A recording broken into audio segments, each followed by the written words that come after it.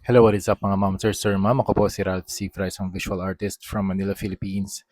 And today we are going to unbox and review the Marvel Rivals Blockies Venom action figure. Super, super cool. Champion class. Ito yung box art. Finlatin ko na.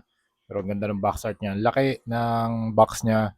Bumili ako ng 6 na ganito. Ika-custom natin siya into different colorways. So default, yung black, tapos Anti-Venom, the blue version, the Hyper Orange, Carnage type, yung red, tsaka Toxin. Dito sa side, Marvel Rivals logo. Tapos dito naman sa likod, different poses na magagawa nyo kay Venom. Super cool. Dito na tayo sa action figure. figure. Shoutout muna kay Sir. Shoutout kay Sir Vlad Zaplan Suerto. Ayan, binenta niya to sa akin na around 900 pesos only sa Facebook Marketplace. Yan, shoutout ko siya. Thank you very much for selling this. Ika-custom repaint natin to. I need plenty of Venoms today. Kaya kumuha ako ng 5 pa sa Shopee. And na-spray paint ko na rin yung iba. Ito yung mga spray painted na mga tentacles. So mamaya, actually itong part nga na to, yung extra arm niya, na-sprayan ko na. So, hindi na natin ma-review yung original niya na arm. Pero, same lang yung color niya rito. Unang-una, shake test muna natin. Wala namang mga loose na parts. And also, importante din yung scale sa ibang mga collectors. So, sa akin, hindi masyado um, important yung scale for me. Basta yung action figure, any scale will do. Pero grabe, kung ganito kaganda yung mga pinoproduce ni Blockies. Oo, mas maganda sana kung magkaka-scale sila, pero since ganito naman talaga yung gustong gawin ng toy production line, pwede na to, 'di ba? 1 2 3 6 inch yung height ni Venom. And kung issue sa inyo yung scale, baka yun yung maging deal breaker sa inyo kasi hindi siya kasing scale nung sa sa mga Marvel rivals sa ibang characters like si Rocket Raccoon. Alam ko mas malaki siya compared dun sa uh, compared dun sa compared kay Venom, kasi si Venom dapat malaki. Tapos si Spider-Man, alam ko dapat mas maliit siya ng konti kay Venom. Pero kung bibili kayo ng dalawa, alam ko magka-height lang sila. Ito yung pinili ko, si Venom. Hindi ko na binili si Spider-Man kasi gusto ko yung design talaga ni Venom sa sa Marvel Rivals. If you are playing the game and nakakuha kayo ng iba't ibang mga skin, ang dami niya magagandang skin. So you have the default Anti-Venom, the blue version, Hyper Orange, yung cosmic na suit niya.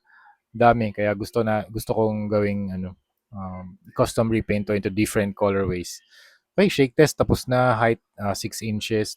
Very very cool model kit. Actually ito yung manual niya. Very nung una kong binild to, parang ang complicated. Parang siyang gunpla type. Pero as you go along, marirealize mo na, okay. Kasi nag-build na ako ng 6 nito.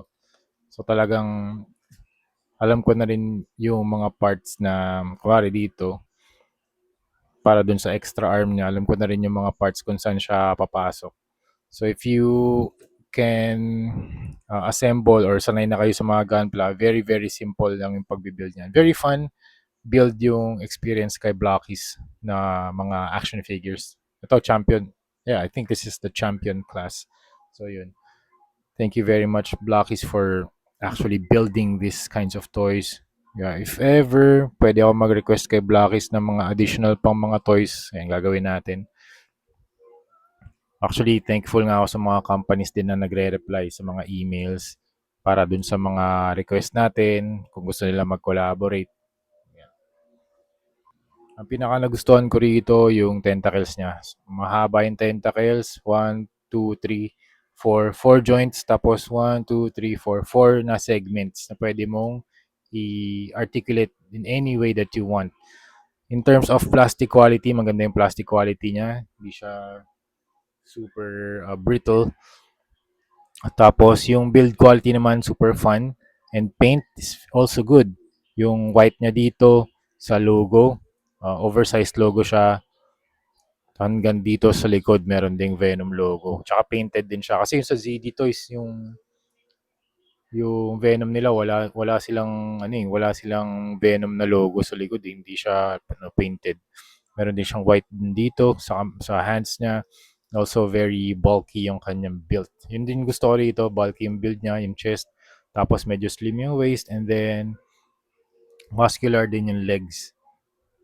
And then yung color niya, para siyang plastic na dark blue plastic. Para may mga glitter type yung mismong plastic na ginamit. Parang may mixture ng glitter. So para siyang nagsishine. Some sort of dark galaxy type of color. Ang ganda nga eh. Ganda ng pagkakagawa nila dito. Sulit na sulit. Nabili ko to ng, magkano to? Sa Shopee, around 1,100 or 1,200. Tapos sa nabili ko kay Sir Vlad ng around 900 lang. So yun, thank you very much. Tapos, ano pa ba? Yeah, ito yung head. So, very large mouth. You have the eyes, very enlarged logo, very muscular arms, enlarged chest, slim waist. Tapos, you have the crotch area, legs, muscular legs, and then you have the large legs din dito, calves, large calves muscles, and then you have the feet for stability. Kahit na wala siyang stand, tumatayo pa rin siya. Ayun, no? Galing nga eh. Ang ganda ng pagka-balance nitong figure na to. In terms of articulation, na-articulate yung kanya tentacles in any way that you want. Pwede mong i-rotate, pwede mong i-bend. 4 points yung kanyang articulation. Galing. Astig nung ganito. Tapos yung kanyang tongue can also rotate. Okay. Head can look up, can look down, can rotate 360. Head, yung neck niya meron ding separate yan na joint. So it can tilt. Tapos ito, may butterfly joint, can move forward and backward, 360, up and down. Tapos may rotation dito sa arms, double jointed na elbow, and then ball joint yung kamay. Tapos you can also do some stretch and crunch, side to side movement, 360. Yes, pwede. 360 din dito. Yes, pwede rin. Oh, legs can move up like that. Very nice. 360 pa. Meron ding swivel motion, double jointed legs, knees pala, and then meron ding to articulation, very cool. Ball joint yung pa. Very cool Venom figure. If hindi pa kayo nakakabili nito mga momsers, super super sulit. 1,100 to 1,200.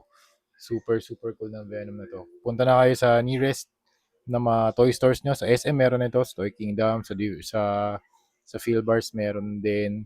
Yan, punta na kayo mga momsers. That's it. So thank you very much for watching and see you sa next video. Bye-bye.